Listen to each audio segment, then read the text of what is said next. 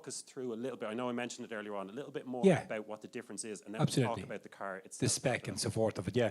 So, guys, a plug-in hybrid electric vehicle. So we've had it in the Hyundai Tucson range here for probably the last 3 years.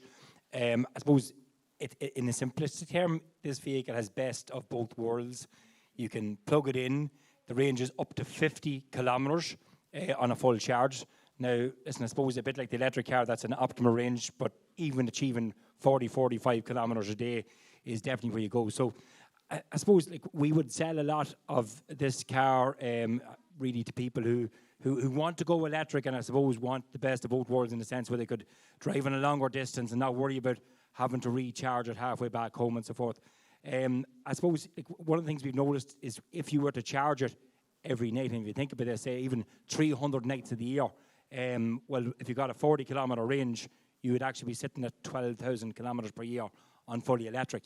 You know, on average, we've had some of the sales reps driving them, charging them at home, charging them here, and maybe achieving up to 100 UK miles to the gallon, which would be phenomenal in its own sense, you know. So there's a lot to be said for that, for someone maybe that wants to go electric and I suppose has a reservation of, I suppose, anxiety for range or whatever the case may be, but it's a good way to go. The other thing, guys, which I suppose electric cars have and hybrids and certainly plug-in hybrids have, is the driving experience, because I suppose all of us here for the last, well, anyone that's driving cars for decades gone by, we're used to this manual gearbox and I suppose 100 to 110 brake horsepower. These cars to drive is phenomenal. Like it's an excess of 200 brake horsepower for the plug-in hybrid here. So you put down that accelerator, it goes, and of course you don't use a clutch.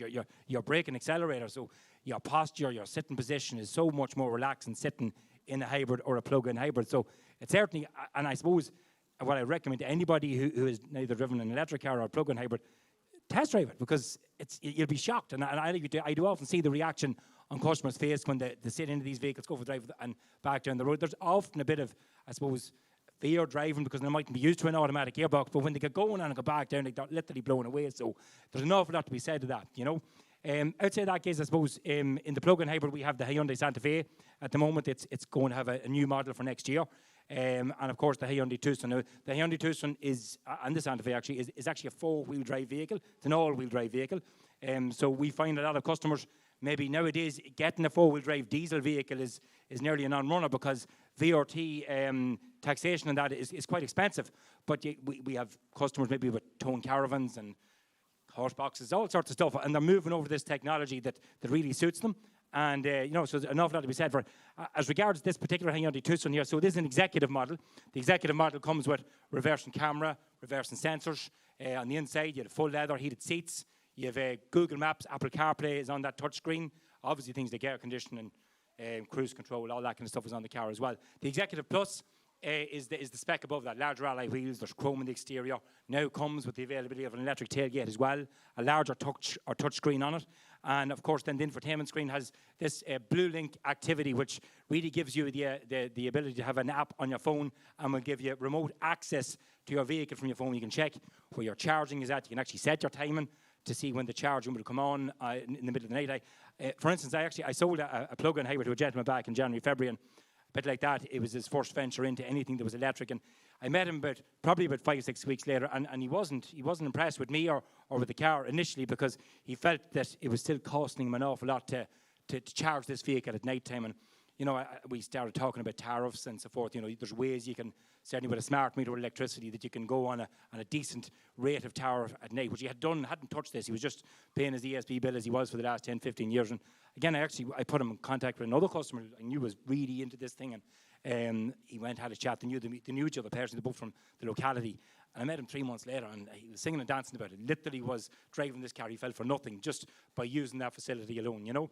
But as I said, going back to the specs case, we have a Comfort Plus, which has cloth seats, heated front seats, reversing camera, all on it. So it starts off with a decent spec. They don't do a basic spec anymore on this. And then, of course, you have your Executive Plus, and the N-Line. So the N-Line has only been launched probably in the last year and a half or so, and it really puts the Tucson out on its own. It stands out. You can put it beside any S-Line or Sport Line you might have in the Skoda range. It stands out lovely. Half leather finish inside, Alcantara seats, red stitching, lovely badging on the outside. The car looks the part. So from the plug-in hybrid on the Tucson and Santa Fe, and certainly we've had Skoda Superb in plug-in hybrid.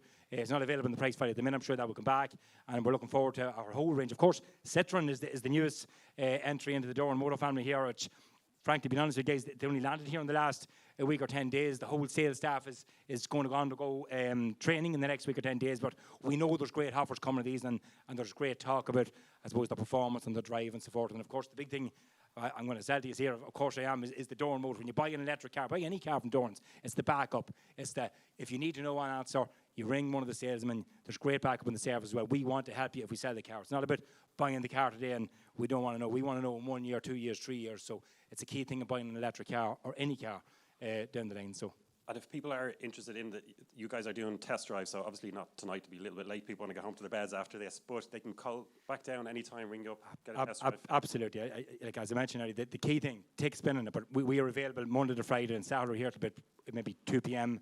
You can play it on spec, guys. We have all the vehicle, full range of all our cars here. So, and as often is the case, if you've never driven an electric, you haven't driven an automatic car, one of our sales rep will sit in the car with you. We'll bring it down. There's a wee car park down the road here. We often go for wee spins, and people are on their ease maybe when they're not on the main road and take a back up. So there's good ease for that, And it really is just a fantastic way. I'd encourage anybody here, just take one out for a test drive. I mean, bums in seats is how these EVs have been sold in general.